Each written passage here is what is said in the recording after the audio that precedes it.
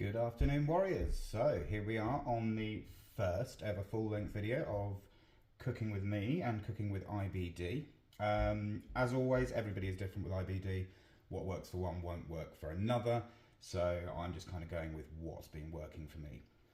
So for this evening, as it's a Sunday and as an extra special treat, this is not the cheapest of recipes, so if you're cooking on a budget, you might want to avoid this one. We are going to be doing a crab and prawn stuffed salmon. I'm going to serve that with a little bit of roast potatoes with a bit of rosemary and thyme and some fresh asparagus. Okay, so what you're going to need for this is you're going to need a good fillet of salmon, okay, and you're going to need prawns. You can buy these quite cheaply in most shops, and then also you're going to need your crab meat. A lot more expensive than I expected. So you're going to need potatoes as well, you're going to need an onion, breadcrumbs, 2 cloves of garlic, your asparagus of course, a little bit of lemon juice, you're going to need dill, thyme, rosemary, and then some butter and oil as well. Okay guys, so we're going to get started with prepping veg. So with the potatoes, you just want to peel them, cut them into quarters, make sure you've got a nice hot pan of boiling water going, which is what we've got here. Okay, so what we're going to do is we're going to throw those straight in. Now, the reason we're boiling these is it's a good little trick for roast potatoes. We're not going to fully boil them. We are literally just going to parboil them, make them nice and fluffy and a good crispy outside. So also with the onion, we're going to mince that. So you want to chop that as finely as you can get it. If you've got a food processor, go for it. It's so much better with that. And with the garlic, you want to mince it as well. If you've got a garlic mincer, great. If you haven't, then get ready to start chopping. Okay, so what we're going to look at doing in a minute is we're going to start making the crab and prawn mix. Okay, but first of all, we need to make sure that your oven is on at 200 degrees, heating up nicely, and that your potatoes are on. The potatoes we're going to do in an air fryer. If you don't have an air fryer, you can do them in your oven. It's absolutely fine. I just find that roast potatoes out of an air fryer are absolutely amazing. So, in a sec, we're just going to do the mix, as I said, so we'll get right on that. Okay, so here we go. So you want to get your prawns out. Now, when you're buying the prawns, the smaller the prawns, the tastier they are. So try and get little ones or shrimp if you can find it. So, give them a little chop up. Nothing too crazy. We still want to be able to have some texture, some good lumps in there. Okay, so into the mixing bowl we're going to put this along with the chopped up onion and garlic that we showed you a minute ago. So let's get that into the bowl. Brilliant. So now we're going to look at the crab. So expensive, couldn't believe how much that cost.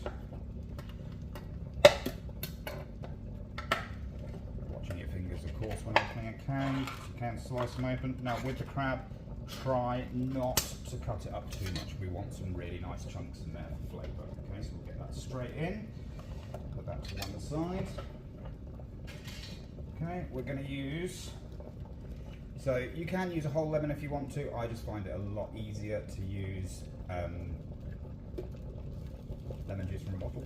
It's exactly the same. So I'm going to put in a good glug of that. Depends how citrus you like things, really. Okay. Some dill. We're cooking with fish. You can't go wrong with dill as a herb. You could use all sorts of things in this, but I find that dill is particularly good. Good, generous helping of that. And then we're going to throw in some panko breadcrumbs. Now, it's a great thing to have in your larder. A lot of recipes do call for it, making burgers, things like that call for it. So make sure you've got some in your larder. So I'm just going to throw some of those in. It's mainly there to help keep it all together. Okay. And then last but not least, we're going to take a good knob of butter. So we're going to give this all a good mix, but being very, very careful not to break the crab up too much, okay?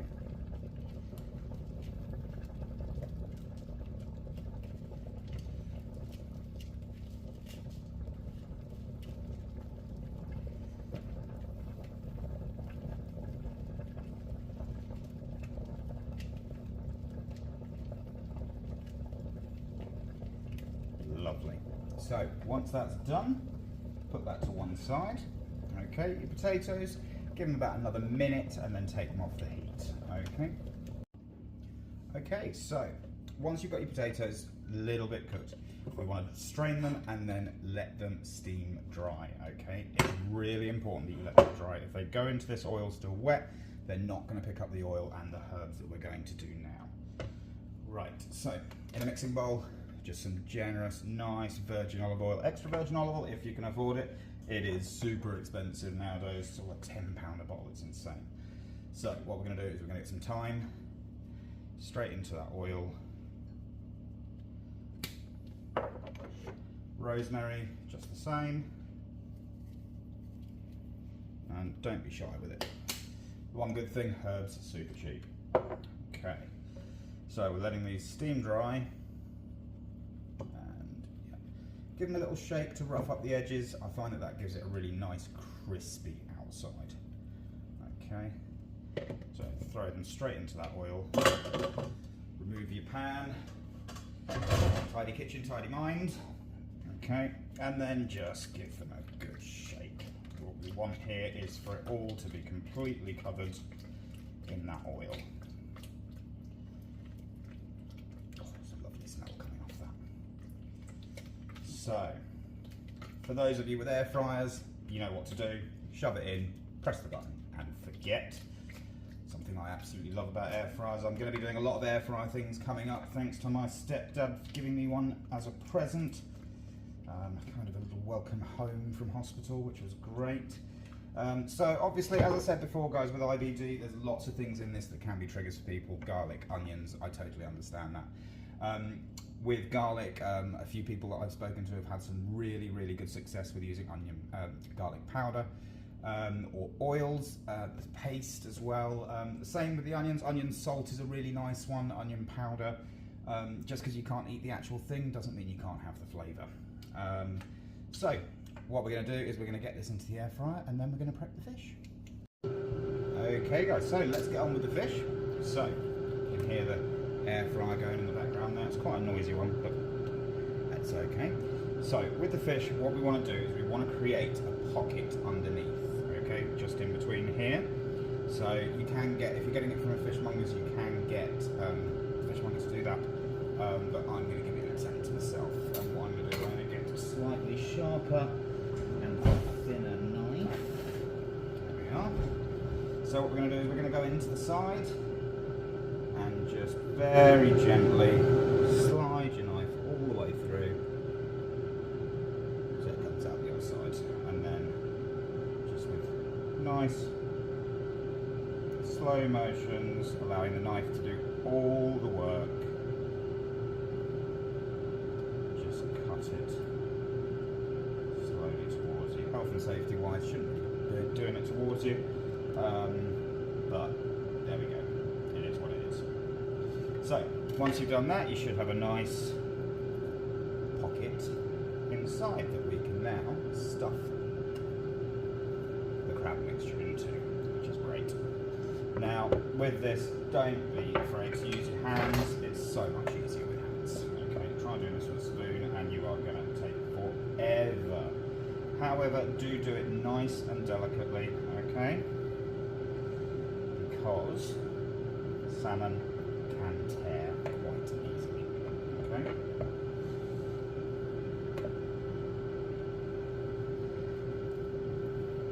Pop that into the side there. Lovely.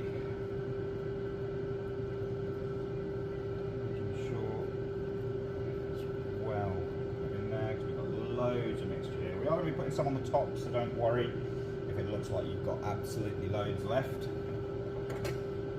That's fine. The more you've got, the more decadent it's going to be.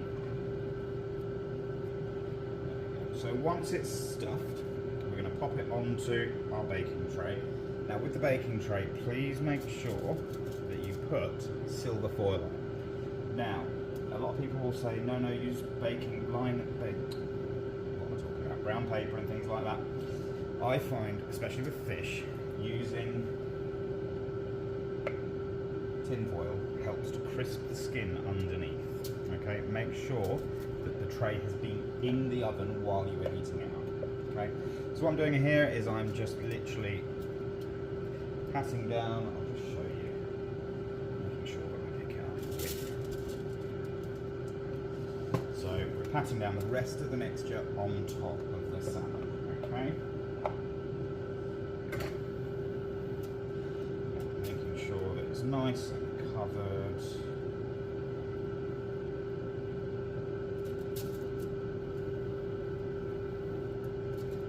Beautiful. Okay. Now,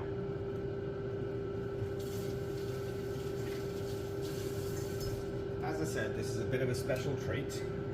Okay, so I bought some bigger prawns. We're going to make this look a bit pretty, okay? I'm all about making things look pretty. So I'm going to open these. I'm going to eat one. And then we're just going to place them really nicely. So I'm doing this for just me and my mum, so this is going to be cut in two. So just placing them in a line along the salmon.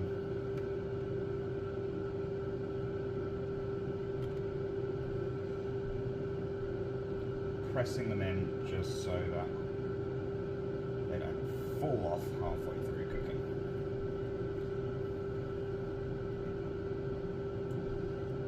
Perfect. Right, and we are going into the oven for around 12 to 15 minutes. Now, totally up to you how much you like your fish done. I like it still with a little bit of kind of gelatin look to it in the middle. So I would go probably about 13 minutes. But 15 to 16 if you like it a bit more well done. Right, brilliant. Still on one of these boards. Okay guys, so we're about 3-4 minutes away from everything being ready. So we just pop on the peas and the asparagus.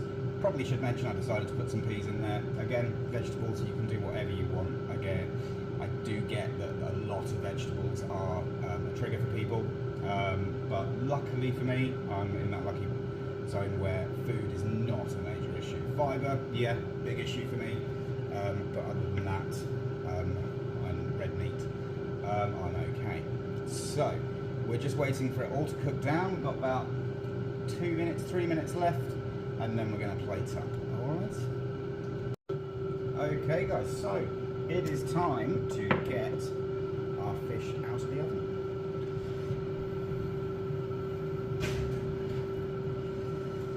So here we go, looking nice, looking nice, looking nice. I'll get that moved over so you can see. So we got completely cooked there, looking nice. And what we're going to do is we're going to transfer it onto a chopping board very, very carefully. Don't want it for it to break.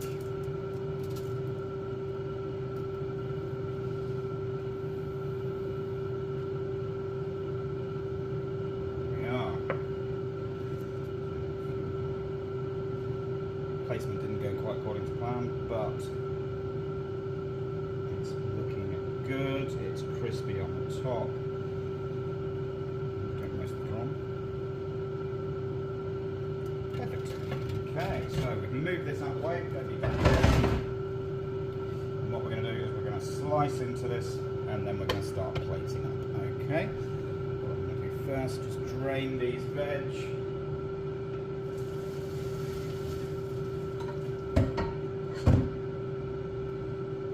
Put them there, and then we can start looking at how we're going to plate. So we're going to slice this right down the middle. If you're cooking this for more than 2 people, then obviously you're going to have a much bigger piece of fish. So cut it however you think is right. Okay, so once it's sliced very, very carefully, transfer it over to the plate. Lovely. So if I can do that again without messing it up.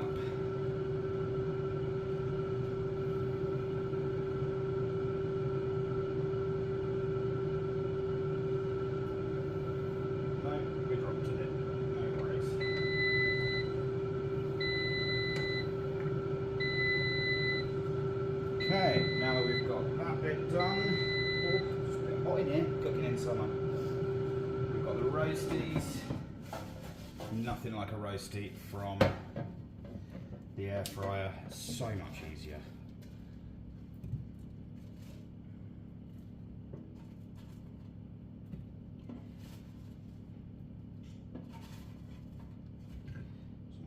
Roasties on the plate. If you've got some extra, that is absolutely fine. We can have them later. And then we're going to put some of our asparagus.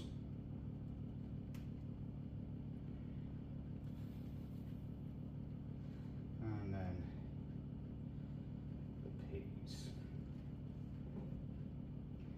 Okay, and we are done. So your finished product is right here. So what we have there is a crab and shrimp stuffed salmon with rosemary and thyme roast potatoes and some asparagus and peas.